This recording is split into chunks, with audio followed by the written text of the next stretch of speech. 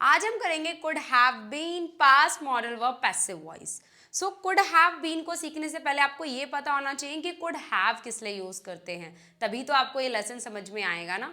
तो could have हम use करते हैं जब पास्ट टाइम की संभावना बतानी हो कि कोई काम डूअर कर सकता था। जैसे तुम इंग्लिश बोल सकते थे, मैं वहां जा सकती थी, वह मुझे इनवाइट कर सकता था, राधा कॉलेज जा सकती थी, आप मेरा मोबाइल रिपेयर कर सकते थे। मतलब पास्ट टाइम की आप पॉसिबिलिटी, संभावना की बात कर रहे हो कि डूअर कोई काम कर सकता था, तो उसके लिए हम यूज करते हैं कुड हैव प्लस वर्ब की थर्ड फॉर्म। जैसे यहाँ एग्जाम्पल लिखा है, the police could have arrested the thief, police चोर को पकड़ सकती थी। तो कुड हैव हम यूज करते हैं जब पास्ट टाइम में डूअर कोई काम कर सकता था, संभावना थी, लेकिन उसने वो काम नहीं किया। ठीक है, बाकी हम इसको डिटेल में समझेंगे अभी। अब हम इसी बात को पैसिव वॉइस में यूज करना चाहते हैं, इसी लेसन को हम पैसिव वॉइस में यूज करना चाहते हैं, तो आप यूज करते हैं could have been plus V3। अब बात करते हैं कुड हैव बीन क्यों यूज करना है। देखिए, कुड हैव बीन को आप यूज करते हैं जब आप पास्ट पॉसिबिलिटी की बात कर रहे हो, संभावना की बात कर रहे हो।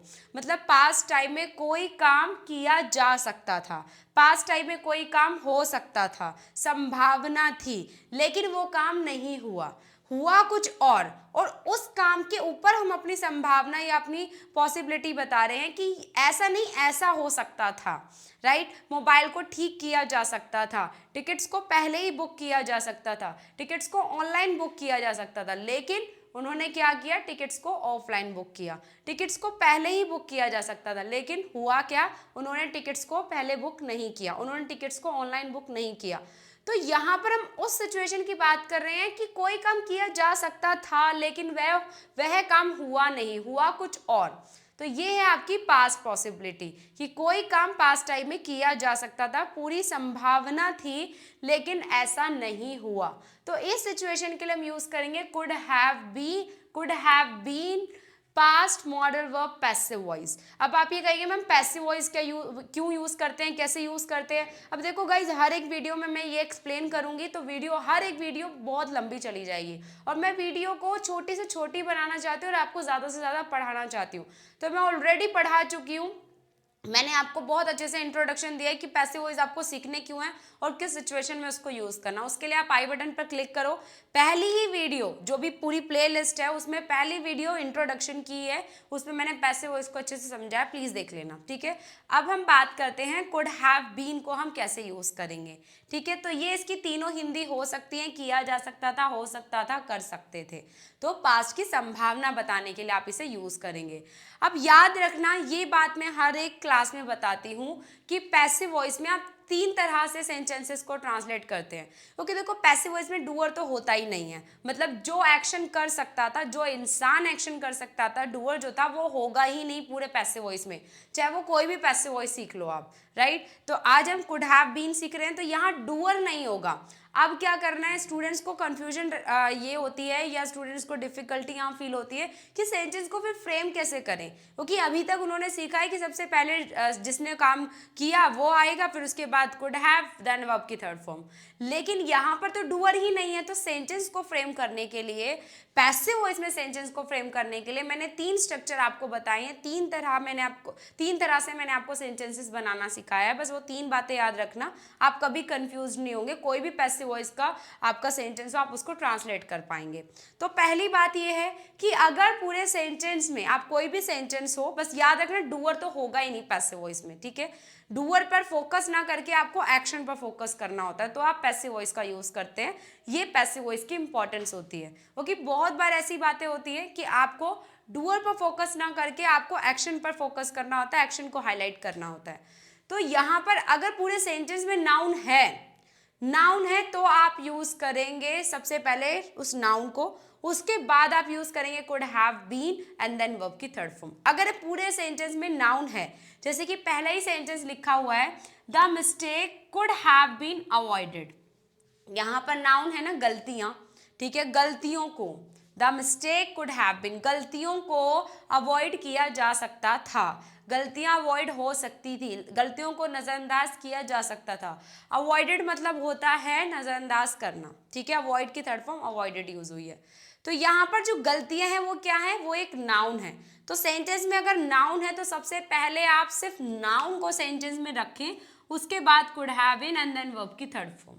सेकेंड सिचुएशन ये हो सकती है कि पूरे सेंटेंस में नाउन ही नहीं है, सिर्फ एक्शन ही है, जैसे कि इस वाले सेंटेंस में हुआ है। देखो, it could have been repaired yesterday, यह कल ठीक किया जा सकता था। यह मतलब क्या, नाउन तो है ही नहीं सेंटेंस में।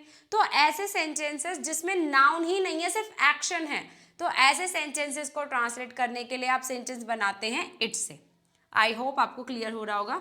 यहाँ पर सेंटेंस इट से बनेगा अगर पूरे सेंटेंस में नाउन ही नहीं, आप देख लो कहीं भी नाउन नहीं है, तो यहाँ पर सेंटेंस इट से बनेगा।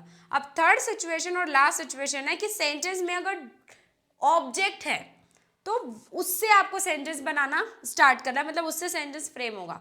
अगर सेंटेंस में ऑब्जेक्ट है, अब ऑब्जेक्ट क्या होगा, देखो यहाँ पर ऑब्जेक्ट कोई इंसान हो सकता है, जैसे कि मैंने यहाँ पे लिखा है, इसमें को तो आई थिंक कोई सेंटेंस मैंने नहीं लिखा है, मैं ऐसे ही बता देती हूँ। जैसे मैंने यहाँ पे लिख दिया किसी का नाम, मैंने लिखा राधा।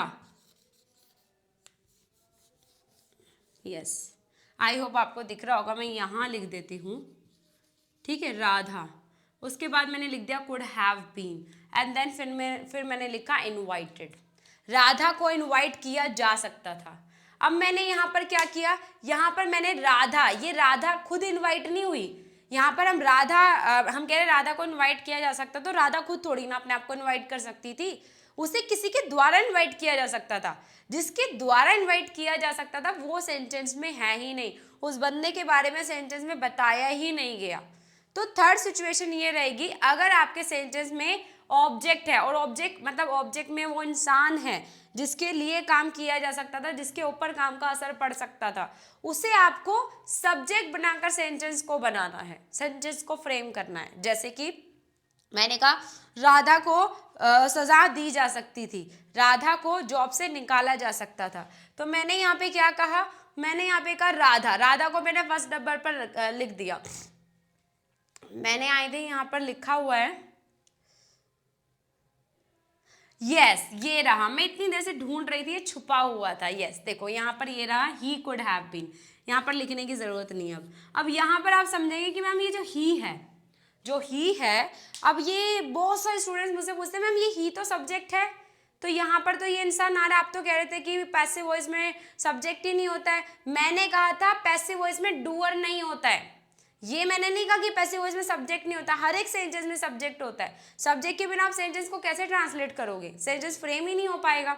तो यहाँ पर तो आपका जो ये ही है ना, ही, यहाँ पर ये आपका सब्जेक्ट बनकर यूज तो हुआ है, लेकिन ये ही सब्जेक्ट नहीं, मतलब ये ही जो है ये डूअर नहीं है, ये आपका ऑब्जेक्ट है, इसके लिए काम किया जा रहा था। जैसे कि यहाँ पर बता रहे हैं he could have been fired from the job, उसे जॉब से निकाला जा सकता था। कौन निकालता जॉब से, ये सेंटेंस में मेंशन ही नहीं है, वो खुद थोड़ी ना अपने आप को जॉब से निकाल सकता था, किसी के द्वारा ही तो निकाला जा सकता था ना, उसको संभावना थी, पॉसिबिलिटी थी।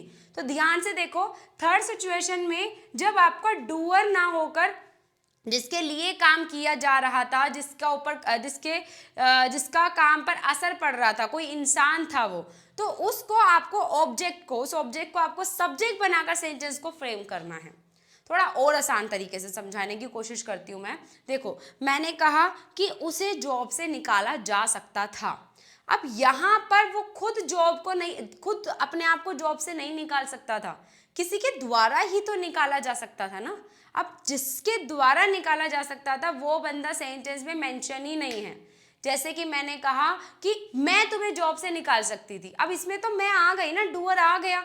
डूअर वो होता है जो एक्शन करता है, राइट। अब यहाँ पर जो ये ही है ना, ये खुद एक्शन नहीं कर रहा है, ये तो एक ऑब्जेक्ट था और इसको हमने पैसिव वॉइस में सब्जेक्ट बनाकर सेंटेंस को फ्रेम किया है। तो ये तीन सिचुएशन आपको याद रखनी है। अगर सेंटेंस में आपका नाउन है पूरे सेंटेंस में, तो सेंटेंस आप नाउन से बनाएंगे, राइट। फिर उसके बाद आप कुड हैव बीन और जो भी लेसन है वो, और वर्ब की थर्ड फॉर्म, पैसिव वॉइस में वर्ब की थर्ड फॉर्म यूज होगी। और अगर सेंटेंस में सिर्फ एक्शन है, कोई भी नाउन आपको नजर नहीं आ रहा, कोई भी ऑब्जेक्ट आपको नजर नहीं आ रहा, कोई इंसान के बारे में बात ही नहीं हो रही, सिर्फ एक्शन के बारे में बात हो रही है, तो आप इट से सेंटेंस को फ्रेम करेंगे। और अगर सेंटेंस में किसी इंसान के बारे में बात हो रही है जिसके लिए काम किया जा रहा है, जिसका काम पर असर पड़ रहा है, कौन कर रहा है, काम कौन कर रहा है, एक्शन कौन कर रहा है, ये सेंटेंस में मेंशन नहीं है, उसका असर किस पर पड़ रहा है, वो बंदा है सेंटेंस में, तो उसके लिए फिर आपको क्या करना है, उस ऑब्जेक्ट को आपको सब्जेक्ट बनाकर सेंटेंस को फ्रेम करना है। जैसे कि यहाँ पर हुआ, he could have been fired from the job, उसे जॉब से निकाला जा सकता था, कौन जॉब से निकाल सकता था, वो बंदा सेंटेंस में मेंशन नहीं है।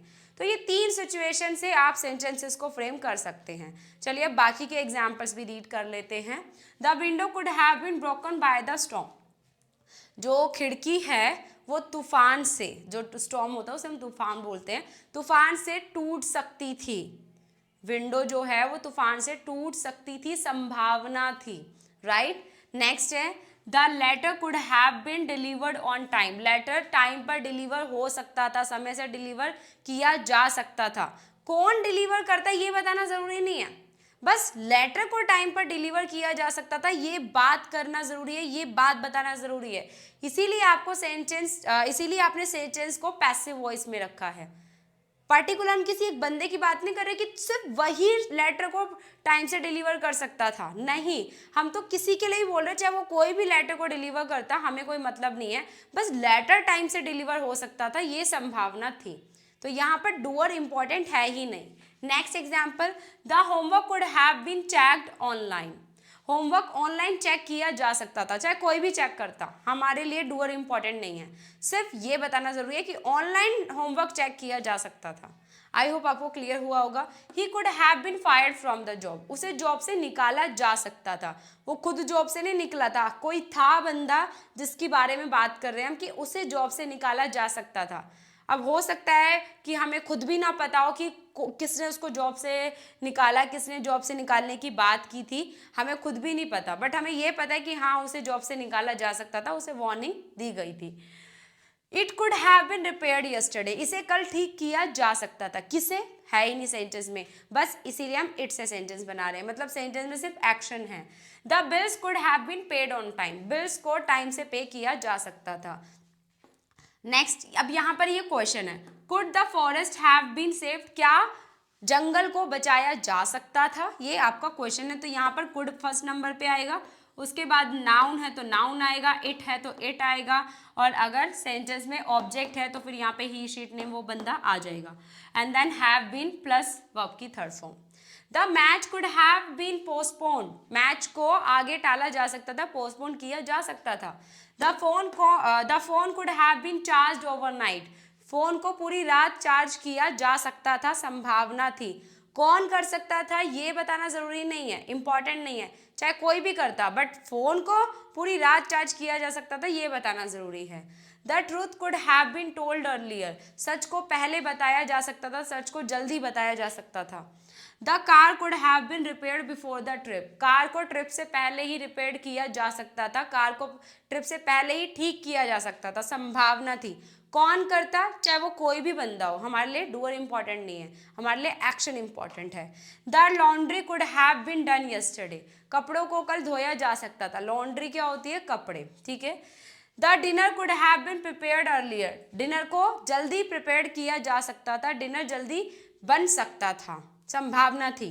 The plans could have been discussed in advance, plans जो प्लान्स हैं उन्हें पहले ही डिस्कस किया जा सकता था, संभावना थी, लेकिन वो डिस्कस नहीं किए गए। अब इन एग्जाम्पल्स को आपको रीड कर कर ये पता चल रहा होगा कि हिंदी क्या आ रही है कि कोई काम किया जा सकता था, ये वो एक्शंस है जो हुए नहीं पास्ट में लेकिन हो सकते थे, संभावना थी, आपकी पॉसिबिलिटी थी। इनमें से कोई भी ऐसा एक्शन नहीं है जो पास्ट में हुआ लेकिन किया जा सकता था।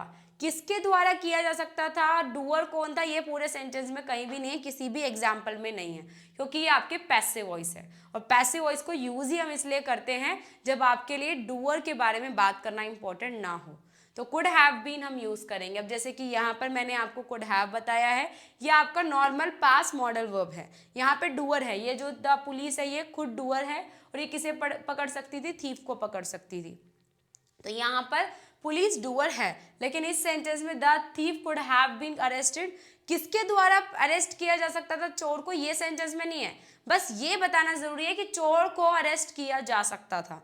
तो आई होप आपको कुड हैव और कुड हैव बीन दोनों लेसन क्लियर हुए होंगे।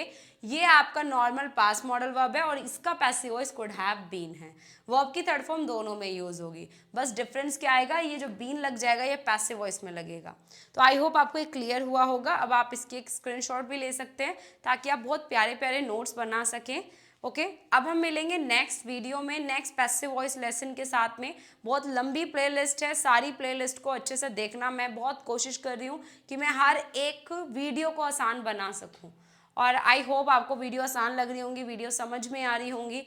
अगर आपको अभी भी डिफ़िकल्ट लग रही है तो प्लीज़ मुझे एक छोटा सा रिव्यू दो कमेंट बॉक्स में। आपको वीडियो आसान लग रही है या अभी भी डिफ़िकल्ट लग रही है, प्लीज़ आप मुझे बताएं कमेंट बॉक्स में। मुझे जानना है आपका रिव्यू, तभी तो मुझे पता चलेगा कि मुझे और आसान बनाना है इसको। तो प्लीज़ आप मुझे कमेंट बॉक्स में बताएं। अब हम मिलेंगे नेक्स्ट क्लास में नेक्स्ट लेसन के साथ में, नेक्स्ट वीडियो के साथ में। तब तक के लिए टाटा बाय बाय, जय हिंद, जय भारत, नमस्कार।